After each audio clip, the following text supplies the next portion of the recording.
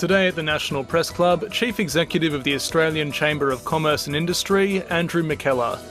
With the government's Jobs Summit a fortnight away, Mr McKellar will outline the business community's case for economic reform. Andrew McKellar with today's National Press Club address.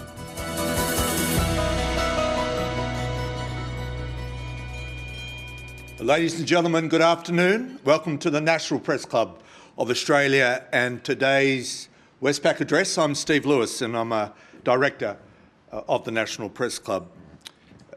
Change your government, change your country. It's an old maxim. I don't think it's ever been truer than the last several months when we've seen a new government, after 9 years of Conservative rule, a new Labor government come to office and change the tone and the culture of the political narrative. And that's never been more evident, I believe, than the Jobs and Skills Summit, which will be held in Canberra, the national capital, in just a couple of weeks' time, September 1 and 2. It'll bring together business and unions, traditional foes, together along with parliamentarians, not-for-profits and others, to try and see if we can forge a common direction so that Australia can emerge from the pandemic stronger and more resilient. One of the participants at that Jobs and Skills Summit is Andrew McKellar, the head of the Australian Chamber of Commerce and Industry, one of Australia's leading representative bodies for business and industry. Andrew's been at the helm of ACCI for about a year. He's been in Canberra for many, many years. I first met Andrew when he was working for the then opposition under the tutelage of John Moore, one of the former industry ministers. Andrew's going to talk about what he expects from the Jobs and Skills Summit, some of the challenges that will be discussed, debated, and his hopes that out of it will come a new consensus for a more skilled, more prosperous Australia. Please welcome Andrew McKellar.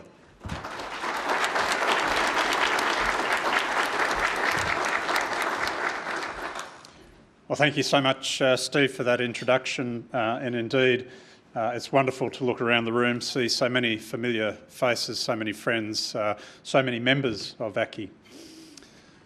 So I can begin today, firstly, by acknowledging the Ngunnawal and Ngambri people, the traditional custodians of the land on which we meet today. We honour their ongoing connection with the land, environment and the community in this region.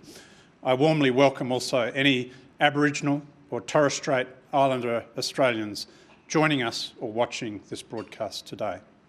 Can I also acknowledge, of course, a number of very special guests joining us today, including Xavier Simonet, the CEO of Austrade, and also Mr Tim Yeend, the Associate Secretary of the Department of Foreign Affairs and Trade. In addition, there are a number of ambassadors and other senior members of the diplomatic corps in the room with us today. Your Excellencies, a warm welcome to you.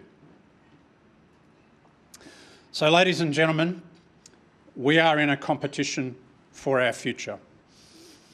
Just as the 2.4 million Australian businesses compete every single day, the realignment of the global economy requires that we too must compete. Over the coming decades, there will be significant challenges to simply maintain, let alone improve on, economic growth and the broader well-being needed to secure national prosperity and the way of life that we all aspire to. A sustained and comprehensive commitment is required so that the economy has the dynamism to deliver the sustainable economic growth that we need. Only with competition can we lay the foundations for a prosperous Australian future. Competition is what built Australia and what powers it forward. Competition is what enabled businesses to be innovative, agile and resilient through a once-in-a-century pandemic. And competition is what will enable us to overcome the challenges and realise the opportunities to revitalise economic reform now. It's the nature of this competition that makes voices like ACCI so important. It's important because many of the big challenges begging meaningful action require state, territory and federal governments to work together. through our federation, ACCI's federation, of state, territory and local chambers of commerce, we will work with policymakers at every level to ensure that job creators have a seat at the table. It's important because the decisions that will determine our economic future won't just be made in the boardrooms of our biggest employers, they will also be made across the countertops of millions of small businesses and the kitchen tables of hardworking families. Our network of leading industry associations and major companies means we can leverage our economy-wide network for business, big and small. And it's important because, as the pandemic has proven, Australia's economy is undoubtedly a global one. As members of the International Chamber of Commerce, business at the OECD, and the International Organisation of Employers, our global ties make ACCI a strong advocate for greater international economic engagement. For Australia to remain internationally competitive, a renewed and ambitious reform agenda is required to support our economic prospects. Yet many have lamented the inability of our political leaders at times to elaborate a convincing narrative for far-reaching economic reform that is required. We go back to the Hawke government, which began with the 1983 Economic Summit, and that sets a high bar for the consensus that the Albanese government possibly hopes to now emulate. Against the backdrop of the Prices and Incomes Accord, that 1983 summit set in motion a comprehensive economic agenda led by then Treasurer Paul Keating that systematically reduced tariffs, floated the dollar, privatised government assets, instituted broad deregulation and reformed competition policy. It was an ambitious agenda.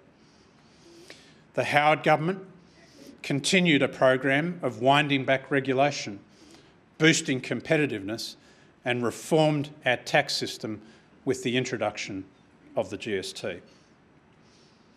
However, the Howard government's early success in workplace reform was followed by changes under work choices that many would say pushed the boundaries too far and contributed to that government's ultimate defeat and also to a reversal of those particular reforms.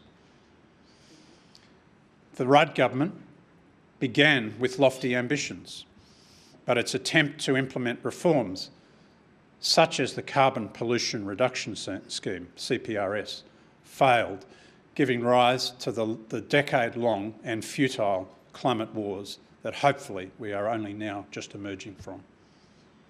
The far-reaching Henry review of the tax system was doomed as a result of the proposed mining super profits tax, and nothing like it has been attempted since.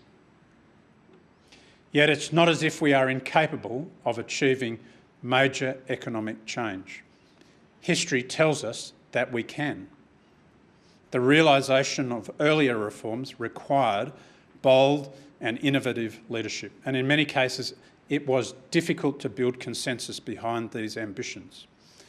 Courage was needed to press on with the changes that enhanced our place in the world. As we move towards the Jobs and Skills Summit, the challenges we face are clear. First, supply-side constraints are holding Australia's economy back. These include an historic worker shortage, the most acute supply chain disruptions in half a century, and an unprecedented stimulus overhang, all contributing to a 21-year inflation high and an end to cheap money as the Reserve Bank tightens its belt. Second, a gridlocked industrial relations system, stopping efficiency and forcing down international competitiveness of Australian business. Bargaining at the enterprise level is withering on the vine, and the so-called modern awards are little more than an echo from the days of centralised wage setting. And third, languishing productivity, with growth in the last decade slumping to its lowest level in 60 years. The most recent downgrade in productivity projections is expected to result in a loss in tax revenues of $120 billion over the next decade. These are significant challenges that we face. And faced with such challenges, we must ask ourselves, are we ready to compete? Is there a renewed ambition to make the hard decisions and to convince the community of the benefits? So far, the government's climate change bill and its broader plan to decarbonise the Australian economy is a positive first step. Combined with a comprehensive energy policy, this will help secure the planning, investment and innovation necessary to underpin an efficient transition to a net zero future. And as the Productivity Commission has recognised, addressing climate change is an important economic reform. It means harnessing our enormous competitive advantage, supporting job creation, driving down costs and growing businesses. It's an opportunity. But what about the broader challenges to revive stalled productivity and to foster economic growth? How do we stack up against our competitors? Here, meaningful action necessitates that we engage thoughtfully in debates of our economic future and recognise the role that free enterprise must play. Businesses must not and will not stand on the sidelines in these debates. Now, I understand that many will be sceptical about what can be achieved at next month's Jobs and Skills Summit. But I think we need to be optimistic, and business must play its part. Indeed, this is the best opportunity we've had to restart substantive economic reform in more than a decade, perhaps even in a generation. With international borders flung open, our competitors are racing to access the best talent, the best markets and the best ideas, and Australia is at risk of falling behind. Indeed, ACCI's objectives for the Jobs and the Skills Summit reflect this challenge to play catch-up. First, we are in a global competition for talent. Now, every week, I talk to CEOs and business leaders across multiple industries in each state and from businesses of every size. And they tell me this: Australia's workforce shortage is a crisis. It's causing supply chain bottlenecks and driving up inflation. It is undermining growth of every business. Employers are furiously competing to attract and retain the talent that they need in the tightest domestic and global labour market in decades. And in response, the Chamber has outlined a three-pronged approach to address the dual dilemma of jobs without people and people without jobs. It's a plan that will build our workforce and enable Australia to stay competitive. First, we need bold skills and training reform. Indeed, the best way to increase skilled talent is by training our own. The finalisation of the new National Skills Agreement by state, territory and federal government is a top priority. This new agreement needs to deliver a real funding increase to our vocational education and training system. It needs to grow the number of funded students. Establishing a new body called Jobs and Skills Australia that the government has committed to do. This will be instrumental in tackling the burgeoning skills deficit and to future-proof us against recurring worker shortages. Past experience tells us that Australia's vocational education and training system works best when it is working in lockstep with the needs of industry. We're working closely with government and the ACTU to ensure that industry is represented at all levels of workforce planning and the skills system. The surge in apprenticeship numbers in recent years under the Boosting Apprenticeship Commencements program has proved to be outstandingly successful at rebuilding our skills base. Unfortunately, the new apprenticeships incentives that were put in place by the previous government in its budget in May are simply not enough. We cannot afford to see apprenticeship numbers nosedive again. At a minimum, there should be a 30% wage subsidy in the first 12 months of apprenticeships and first 6 months of 1-year traineeships. If we can do that, this will help ease some of the financial pressure that businesses face when taking on an apprentice or a trainee. Second, there is still much more work to do to get people off the sidelines of the labour market and back into the game.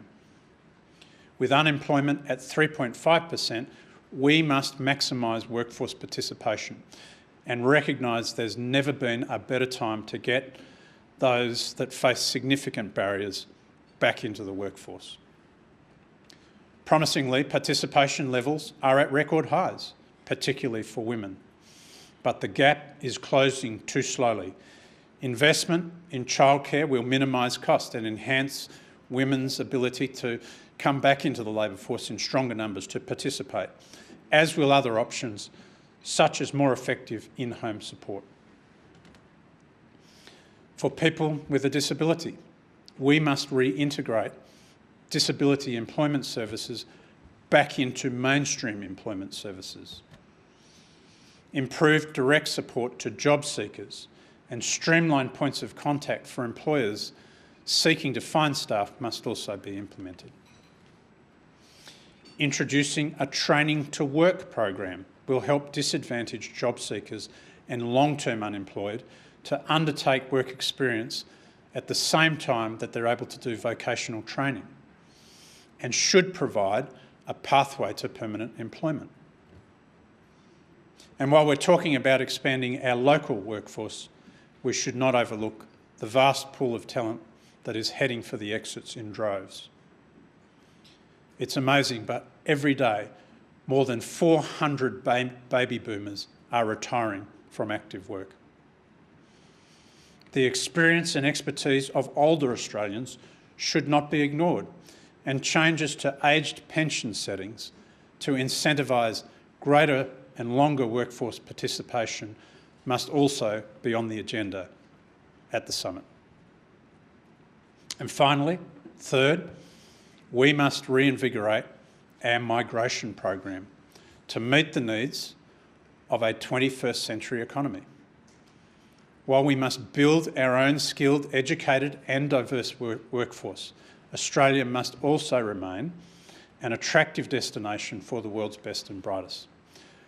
We very much welcome the government's recognition of the significant economic value derived from an ambitious and sustainable immigration plan. A great place to start is raising the target for the permanent skilled migration intake up to 200,000 people a year, at least for the next 2 years, to address the staffing crisis we're seeing across the economy right now. While a recent ramp-up in resourcing to unblock the visa processing pipeline is also welcome, more can be done. Business simply cannot afford backlogs of up to 9 months in visa processing when countries like Canada and the UK are racing ahead. This isn't just about adding more staff to process visas, but rather about removing the overlapping priorities that slow down processing times.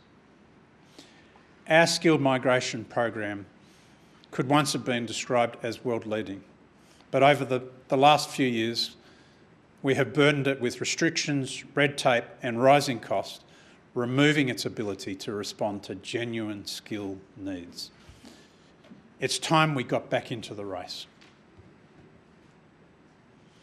If we want to unlock productivity gains and drive genuine economic reform, we must participate in the competition for the future of work and return to a simpler and more effective enterprise bargaining system. Only this will reverse the significant decline in agreement making that we've seen since 2010. Government, employers and unions all agree that a decline in the number of enterprise agreements has fuelled low wages growth, poor productivity outcomes and rigidity in workplaces. The summit provides an important opportunity for these groups to come together in a collaborative manner to agree some practical solutions. Government must be an active participant in these discussions alongside business and unions. And I've been encouraged by the level of engagement by the government to date, but urge it to lean in further so that it can carry a fully formed tripartite deal through to the Parliament. Any deal must also be endorsed by a truly representative cohort of business and union representatives. With its diversity of size and industry, business is represented by more than one voice. And it is medium-sized businesses that have seen the greatest decline in agreement making. And it's through them that the greatest gains can be achieved. And it's for this reason that ACCI is working with the BCA and with AI Group, the three peak employer groups, in an effort to put forward a joint proposal ahead of the summit. ACCI is approaching this process with three priorities in mind. First, we want to achieve sensible and modest reforms at the summit, achievable reforms. We will be putting forward specific proposals where we believe consensus can be achieved. Not a wish list of every employer demand. If a deal is to be won, other parties should approach this process in the same spirit. We remain open to all changes put forward by others in good faith and that will make the system better for all. Secondly, a priority must be fixing the Fair Work Commission's unnecessarily technical and complex agreement-making process.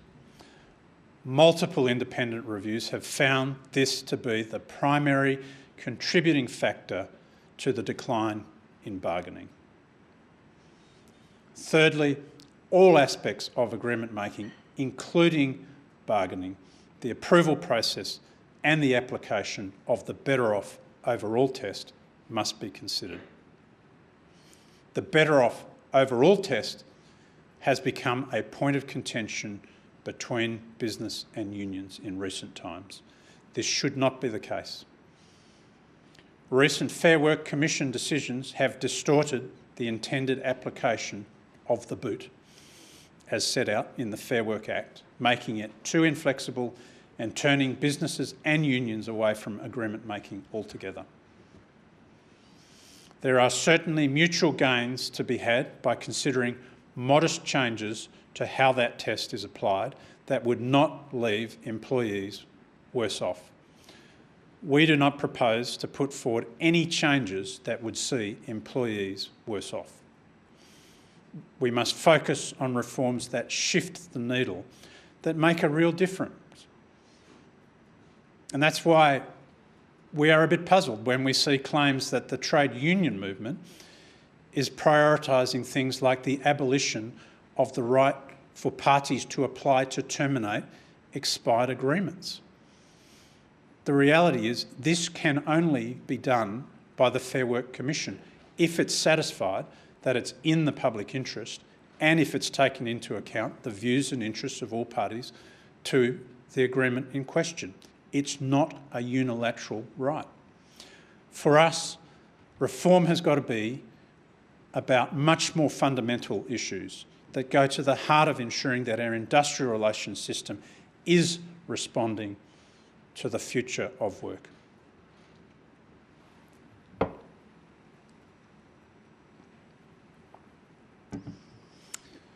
Winning the future also means acknowledging that we are in a competition for capital. The federal government must pull all its available fiscal and policy levers to ensure that Australia is a competitive destination for a new wave of business investment. One of the greatest impediments to growing our economy is the shockingly low flows of private capital. Investment brings new innovations, skills development and enhanced efficiencies needed to boost productivity and to grow our economy. Now, total private business investment has been in steady decline over the past decade, falling from around 17% of GDP to just 10% today, a level not seen since the 1991 recession, the recession that famously we had to have. While there are no quick fixes, the ability to immediately write off investment through the temporary full expensing measure is a good start. Extending this program beyond 2023 will be instrumental in encouraging businesses to make ongoing and renewed investments. Large-scale investments are also needed to achieve the greatest productivity gain. An investment allowance with a further 20% tax deduction on major investments above $500,000 in plant, equipment and machinery will further stimulate this outcome. As surging inflation and rising interest rates continue to chip away at economic conditions and drive up costs, business investment risks being further derailed. With the right policy settings, we can turn the tide and enable small and medium enterprises to level up against their international counterparts, inspiring innovation, growing paychecks and creating jobs across the country. Our globalised economy also necessitates a competition for markets. Seaports are critical gateways for goods entering and leaving Australia, yet Australia's rank as some of the least productive ports in the world, snarling supply chains and slugging business, workers and consumers with increased costs. The World Bank recently ranked the top ports around the world, and Australia failed to put a single port in the top 250. Meanwhile, the MUA maintains its chokehold on Australia's ports, trashing any measures that would encourage a more flexible and more responsive workforce. Indeed, a report released last year by the ACCC found that rolling industrial action has destabilised the operation of Australian stevedores in our ports for more than a decade. Today, the stakes are especially high. Australian businesses are still grappling with the supply chain challenges associated with the war in Ukraine and the disruption of the COVID-19 pandemic. Cutting the performance gap of our ports is critical to address Australia's languishing productivity, and it will provide access to global markets. Because uncompetitive ports mean uncompetitive businesses. Achieving a high level of productivity requires containers to move as quickly as possible through our ports and keep transportation costs at a minimum. Family and friends style clauses, such as that agreed between Hutchison Ports and the MUA, mean that 70% of new job appointments must be sourced from employees, families and friends, or a union list of names. These sorts of clauses must be barred in any future agreements approved under the Fair Work Act. The same goes for clauses that prevent job losses from automation. We are shooting ourselves in the foot if we stifle access to efficient and innovative port operations that our competitors already have in place. We must use the bargaining system to provide for workforce upskilling rather than simply delaying the inevitable. Furthermore, complex regulation, overlapping agency administration and undue red tape governing our ports has similarly curbed their productivity. With over 30 agencies and 200 legislative mechanisms governing the operation of international trade, it is vital that federal and state governments reform Australia's international trade regime to streamline their operation. In some cases, poorly conducted port privatisations have also produced near-monopoly conditions. The freight and logistics systems that move goods to and from the ports are similarly constrained. Governments must encourage new players to increase competition in our ports. If the government is serious about pursuing economic reform and productivity gains, it must address our grossly inefficient stevedoring operations, which will put Australia on a stronger, more competitive path for the years to come. And finally, to succeed at the Jobs and Skills Summit and beyond, we must have a competition for ideas. We want the summit to be a success. Business will come to the table with a clear agenda and realistic proposals that offer a clear pathway forward. Do we want to see reinvigorated growth leading to higher real wages and better living standards for all Australians? Absolutely. The Australian Chamber seeks a positive and constructive relationship with the ACTU and with unions. We want to be partners in a process of national renewal. We do not need to make trade-offs in proposals for reform in enterprise bargaining, stronger investment in skills, or an ambitious skilled migration program. These things are unambiguously in the national interest. Accordingly, there is a responsibility on all stakeholders to be fair. This is not an opportunity to settle old scores or to push an outdated agenda. Now, last week, the ACTU published an issues paper ahead of the summit. The paper presented some increasingly familiar analysis about recent trends in real wages and the so-called wage share of GDP. It contains some valid warnings about the risks of accelerating global inflation and the dangers of excessive reliance on higher interest rates as a blunt instrument to respond to challenges of an economy facing the most severe supply constraints in nearly 50 years. Worryingly, however, many of that paper's policy prescriptions were throwbacks to a forgotten and bygone era.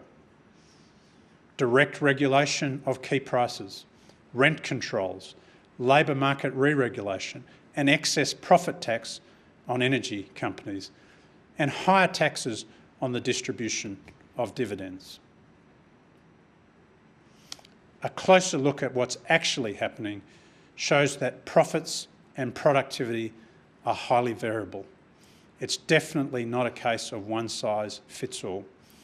We must avoid excessively simplistic analysis. Recent ABS figures show that mining profits are up 25%. We saw the huge result that BHP Billiton declared yesterday. But accommodation and food services are down by almost 50%. Many businesses are facing soaring labour, energy and materials costs, and these are squeezing profit margins. And while we are currently experiencing falling real wages, this will be temporary. Indeed, recent evidence from the Productivity Commission shows that real wages have consistently outperformed labour productivity even in the past decade. If we're going to succeed in the global competition for ideas, we will need to pull together and achieve a level of national consensus not attempted in Australia for decades. So, ladies and gentlemen, if you hear nothing else today, hear this. The stakes are high. The upcoming Jobs and Skills Summit can and must act as impetus for significant action, a chance for a revitalised economic agenda powered by the potential of free and fair enterprise. But action must start now. Global forces demand that we remain competitive. Complacency cannot define Australia's future.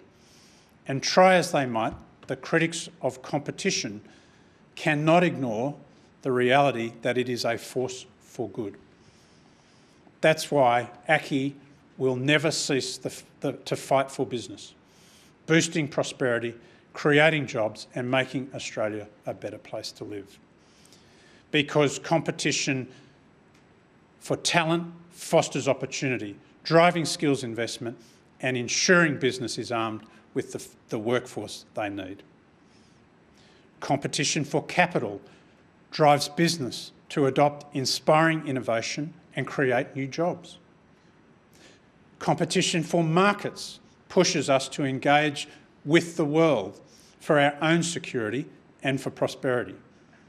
Competition for the future of work enhances productivity and grows wages. And competition for ideas encourages robust debates, uncovers common ground and builds constructive solutions to society's biggest problems. We must be ready because a failure to compete will only see us left behind. Thank you very much.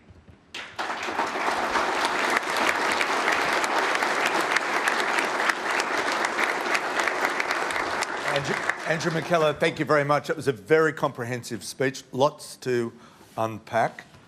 It may be coincidence, but while you were speaking, there was good news for the Australian employment market. Scott Morrison announced he's not resigning.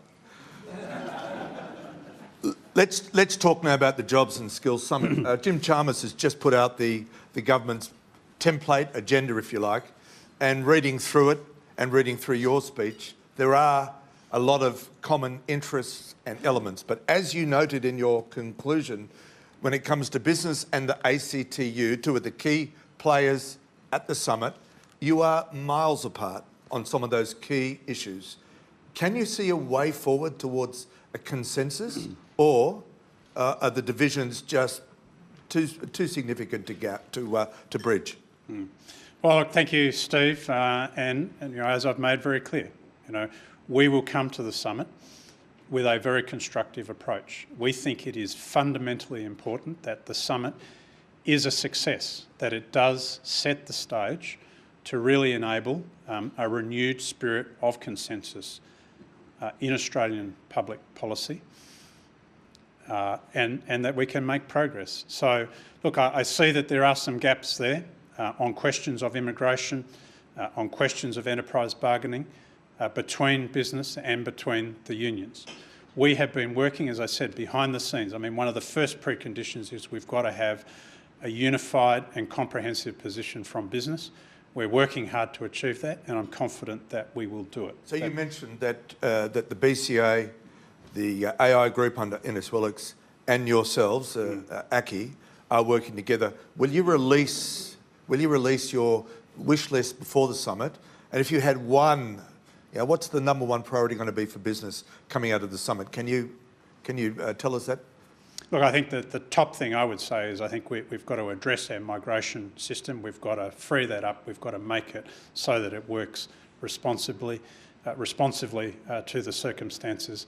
We have to fix enterprise bargaining. I think if we can do those two things, then I think we will be able to get in place some very quick measures that will change the country quickly, which will allow business to respond to these absolutely pressing, crushing shortages, skills shortages, and supply chain disruptions that we're facing at the moment. We need to increase capacity. We need to be able to restore confidence in business investment if we're going to make a change. We can't just go on with an old policy prescription in those areas. Let's go to questions from the working press. Julie Hare. Hello, Mr McKellar, thank you very much for your speech. I'm Julie Hare from the Australian Financial Review, and I'm on the board of the National Press Club. I'd just like to pick you up on your comments around skills and training. You spoke only about vocational education and apprenticeships, and yet the National Skills Commission has estimated that 9 out of every 10 new jobs in the next 5 years will require a university degree. So why have you overlooked the importance of higher education or a university education? I'd also like to know, just across vet and higher education, what levels of centralised workforce planning you would like to see, if at all, and how it would work. And thirdly, sorry Steve, I just noticed your call for a 30% wage subsidy for first-year apprentices.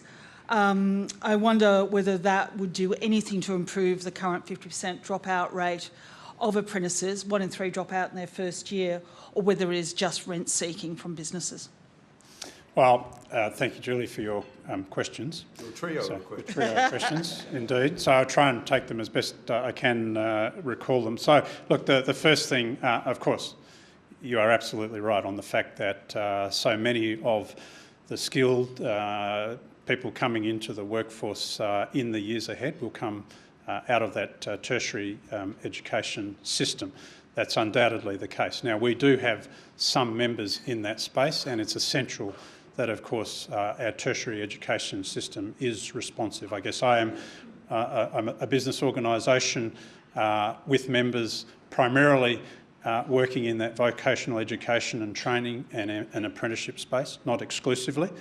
We cover a broad spectrum, but I think here, in terms of those policy priorities, those are areas where we see things needing to be fixed, needing to be responsive. That new national agreement on vocational education and training, it does need to deliver a real increase in funding. We do need to increase the number of places there. And what we need to ensure is that it's not just all in the public TAFE system. We have to remember that the overwhelming majority, vast majority of training that's delivered through that system actually comes through private sector training providers as well. So we need to get that balance right. The other point that I will go straight to is the apprenticeship issue. I mean, apprenticeships, trade apprenticeships and traineeships are a critical pathway into the labour market.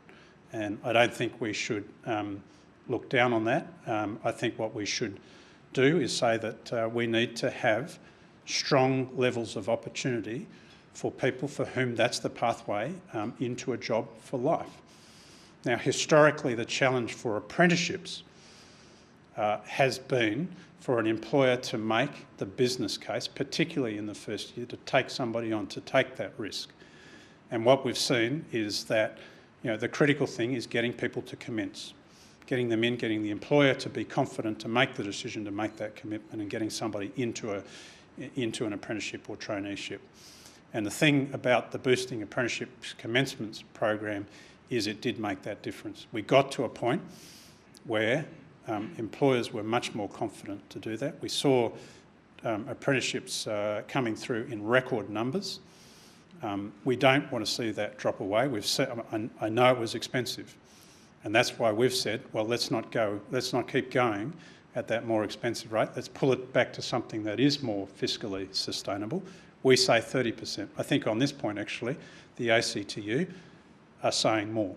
So, I mean, I think that's an interesting call. But we think it's been effective. We would say getting people into apprenticeships, getting them started, even if they don't complete, that's not the critical factor.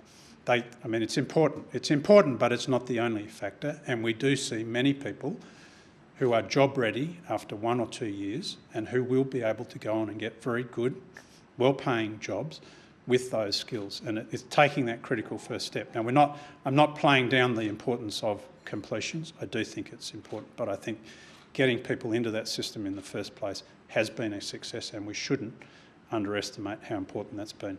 Okay, the third point was about workforce planning, whether the government should have oversight of workforce planning and how micro it should be. Look, I think we're always cautious about saying how micro it should be, but we do see this new structure of Jobs and Skills Australia as a step in the right direction. We are working extremely constructively with other stakeholders, with other business groups, our group, and with the ACTU. So there's a lot of common ground on this. You know, I don't think we want to take this down to the level where it's micro detail, but, you know, I think, as I said in my speech, you know, making sure that we have, you know, at all the levels, those arrangements lined up, then I think, and if we're able to do that with Jobs and Skills Australia as a new structure, a new independent body, then I think that's a good model. It's drawn on the model of Infrastructure Australia, which the Prime Minister knows well, and I think he's called on his experience from that sector to come up with this model. So I think let's give it a go. The interim structure, the interim legislation has been introduced. We strongly welcome that, and now we're in the discussion about what the future governance of that will look like and the mandate that it will have. Thank you. Our next question, emphasis question, is from Sarah Eisen. Keep it to one. Thank you. Sarah Eisen from The Australian. There's been a lot in your speech regarding what the government could or should do, subsidies, migration and so on. But what about the role of business and employers? Do they need to be taking on more responsibility in this time for training? For instance, are employers going to lift their training budgets? Or what is the role of business here? We're looking a lot at government, but what is fair enough for the business community to take on, particularly in the lifting of training budgets? Is that something we can expect? Well, thank you, Sarah, for your question. Look, absolutely. The business does have a responsibility, and it's one of the things that I tried to bring through in my speech. We are working on a plan. We've emphasised the elements of that plan. And we've said that investment in skills and training is a fundamental part of that. So, of course, business has to look at how it invests, how it values the results of that training. Of course, that has to happen. Equally, finding ways to encourage people who are not currently in the workforce to come into the workforce, that's something that we need to see as part of the solution. It's much more difficult for business to shift that needle. But here we are in a labour market where we have a 3.5% unemployment rate, unprecedented in nearly 50 years. So, I think business is looking for the ways. We're saying we'll go out and we'll sponsor, if we can get access to bring in skilled people that we can't get here or we can't train in Australia, then many employers are saying they will sponsor that, they will do it. Okay, but we don't need to tie them in knots. We don't need to hit them with excessive levies and bureaucracy and red tape and slowing that down and taking 6 to 9 months to get, a critical skilled worker into the country. Let's remember these sorts of things, these sorts of bringing these skills to Australia. It's a win-win. It adds to demand, it builds jobs, it adds to growth. It's not something that's offsetting domestic wages. So those are the sorts of things that I think business is seeking and advocating and calling for. We don't determine the rules in the enterprise system. That's where things are broken. With some simple steps we can make it work again, and of course employers have spent decades trying to make that system work. But further to Sarah's question, first, second-year apprentices get paid pitiful wages in Australia. Somebody can enter the most junior ranks of the Commonwealth Public Service and earn double what a first-year chippy, sparky would earn. Why don't you, as the one of the leading business bodies in this country, support an increase in wages paid for by employers for, say, first and second-year apprentices, rather than relying on governments to have to top up through wage subsidies? Why doesn't business, and at a time when business are making record profits, why doesn't business do more of the heavy lifting when it comes to getting apprentices into the system? Because once they get third, fourth year, they will stay because they know there are good wages to be made, particularly if you're a carpenter like my son. So many points there, Steve. But look, I'd say one essential point. I'd say a couple of things, and I think that is many businesses, of course, are making that commitment. You've got to look at what the overall aggregate situation is, and it's only when you can make that business case that you will get that outcome. Now, that's what the Boosting Apprenticeship Commencements program did in a very difficult situation. So, look, I think, what we need are policies that work. They need to be cost-effective policies. Yes, business needs to play. There, Andrew. Business needs to play its part. But if we don't want to see things like apprenticeships dropping back from the record levels that they've been at, then I think that's the kind of policy arrangement that we need to get into. Now, wages, as I said in the speech, Do we want to see wages growing as productivity grows? Of course we do. There has to be a fundamental link, and if you look at the data, there has been. Yes, real wages growth has been slower in recent years than in much of the time in the recent past. We will see wages growth going up, and we are seeing, I don't think the wage price index measures that particularly well, but if you look at what's happening out in the marketplace at the moment, there are many employers who are paying significantly higher wages to try and attract the talent and the skills that they need. Yes, you have to start somewhere, and with an apprenticeship, you're starting with a low base of skills. You've got to make that investment, and once you've got some of those skills, then I think many employers, you're on your way. You've got the skills to keep you in a job for life. Our next question is from Ben Westcott from Bloomberg. Hi, Ben Westcott from Bloomberg. Thank you so much for your speech. I want to take you to climate change. And you spoke in your speech about climate action as the central pillar of Australia's economy. And so far, the business community appears to have reacted reasonably positively to the Albanese government's plan for climate action. But the balance of power is held by the Greens Party and by pro-climate action independents who are looking for tougher action on climate. In your opinion, in the business community's opinion, how much more tougher action on climate would you want to see, would you like to see, would you be willing to see? How would you react to things like tougher restrictions on the opening of coal and gas mines? Well, thank you for your question, Ben. Look, I think there's been a significant change in the position of business on this issue over a period of several years. If you go back to the time when the CPRS was being proposed, there were active business voices, including ACCI itself, that were expressing significant reservations about the impact of that arrangement and in opposition to it. We've rolled forward a number of years now. I think business sees the urgency and the imperative of doing something meaningful, much more meaningful on climate change, and business is on board. So, I think the government, is to be commended for the fact that they have been very positive. Chris Bowen and his colleagues, they've brought a policy which has been successful in building that consensus and agreement across a broad group of stakeholders, all of the leading business associations and many other stakeholders in civil society supporting that plan. And I think, we're very grateful for that. We've signed on to it. It's not without its risks. It's not without its adjustment costs. We've got to go along with that because we recognise that the costs of not acting are much higher than the costs of taking action. Now, for business, one of the top priorities is having access to affordable, secure, sustainable energy. That's a critical part of the equation.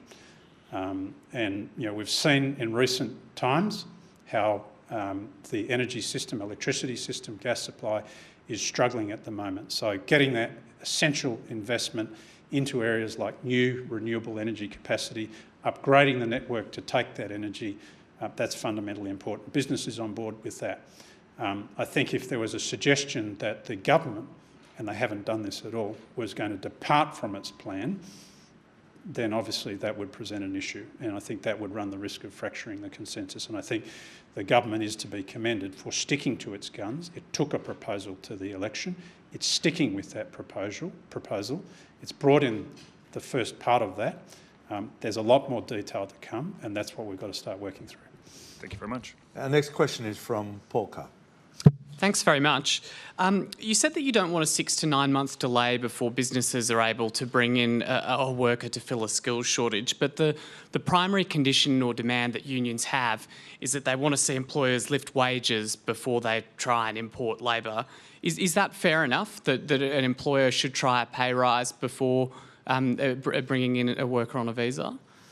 Well, I think this is a question for the marketplace, and in many businesses, of course, they are doing that. In many industries, we're seeing actually quite significant measures now to attract people into jobs. I think when you look at things like a wage price index, which is not measuring changes between jobs or anything other than more or less the standard remuneration that employees are getting, then in fact there's a lot more that's happening out there in the marketplace in terms of wage outcomes. And at some point we will see that coming through in the data. That's the reality.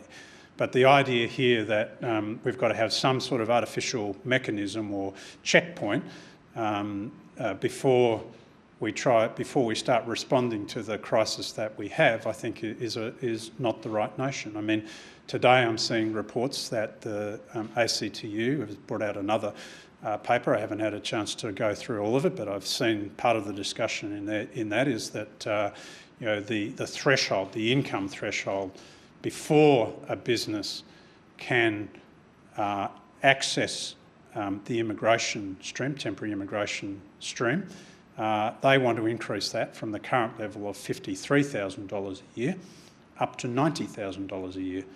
This would kill many areas of the immigration program overnight. It's not a positive move. I mean, we've said that some increase in that threshold could be contemplated, but the reality is we need to recognise that there are very different circumstances across different industries and different businesses, and something that might apply in one sector where there's skill shortages is not the same as what it's going to be in another. What does some increase mean? Would you be happy with, say, 70,000 as a compromise between business and unions, as a show of good faith ahead of the Jobs Summit? Well, we've put on the table, we've said we think a threshold, a new threshold of 59,000, 60,000, something of this order of magnitude would be realistic. I think we would prefer to see a more flexible approach that can be reviewed sector by sector and skill level by skill level. Our next question from Nick Stewart. Two brilliant ideas that you began with for change. The third is going back to this issue, immigration. It almost sounds as if you want to push immigration back up, push unemployment back up beyond 4%, because that way it's easier to find workers. Is that true? Shouldn't there be a more emphasis on actually training, as you began, that VET training for our workers to actually get that, rather than employing a temporary solution that will end up with a longer-term problem requiring more immigration down the track? Well, no, we're certainly not suggesting that at all. I mean, the reality is that the challenge, as I said in my speech at the moment, is jobs without people and people without jobs. What we want to see is an outcome. I mean, we want to maintain Australia at full employment. At the moment, we are at or beyond full employment. It is actually physically impossible to match the vacancies that we have, which are at record levels, with the people who are saying that they are not in a position. I mean, one number is almost equal to the other number, but you're never going to get into a situation where you can place every single person down to the last one into a job. We're basically at a level where we are beyond full employment at the moment. And the consequence of that is that we are seeing that adding to inflationary pressures in the economy. We have to address that. Now, if we can come to a solution that gives us a sustainable migration program, if the Australian economy can be kept at or near full employment, we take the inflationary heat out of the economy, we're growing productivity, then we're able to boost real wages, boost living standards and keep employment high. I mean, that's the ideal. Now, we've seen that sort of mix at various times in the past few decades, but we're now getting off track and the red lights are flashing. The danger signs are there. If you go back, I mean, we look at charts all the time. If you go back, and we have one of the longest running business surveys in Australia. If you look at our survey, sponsored by Westpac actually, if you look at our survey of industrial trends, it goes back to the 1960s. You can see a spike that happened in terms of labour shortages in 1974 and materials shortages in 1974. We're not quite at those levels, but we're the only time since then that we've been at those comparable levels. We know what happened in that period. Now bell-bottom jeans might have been making a comeback in some places, but we don't want to go back to the mid-1970s in terms of economic policy. That's for sure. Yearning for the good old days. And our final question today from Ella Hodgman. Ella Hodgman on behalf of Tim Shaw. Thank you for your address today, Andrew. Can you please provide some practical examples of where your members will employ older Australians and pensioners 2 to 3 days a week, assuming the federal government raised the pensioner income threshold as an outcome of the forthcoming Jobs Summit? Look, I think there are many, many different opportunities, and here, I can't prescribe, what are the particular areas. I've seen many examples of situations where older Australians are saying, I have skills, I have a professional background, or I have some trade skills that I want to continue to use.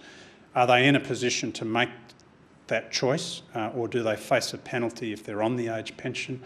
That if they choose to do that, if they want to work more than 1 day a week, then they're going to see some of that pension stripped away at a pretty aggressive rate.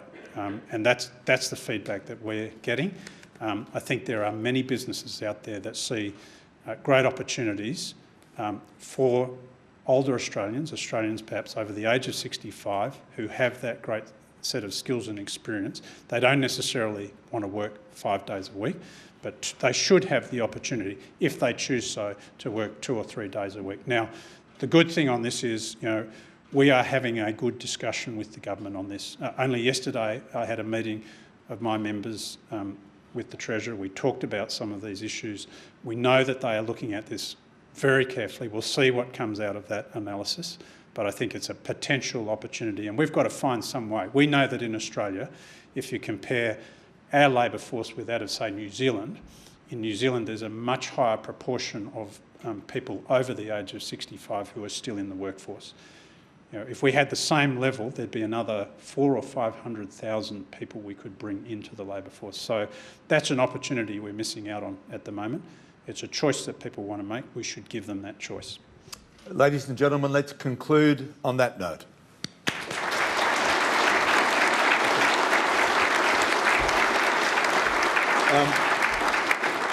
Andrew McKellar, thank you very, very much. That was your debut performance, very strong. We look forward to having you back here. Good luck in the lead up to the Jobs Summit. Lots to be discussed and debated. We hope that you can find common ground with business groups, with the unions and others.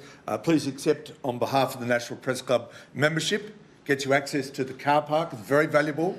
Hold on to it. Please thank Andrew McKellar. Thank you. Well done. Thank you. Very good too. Okay.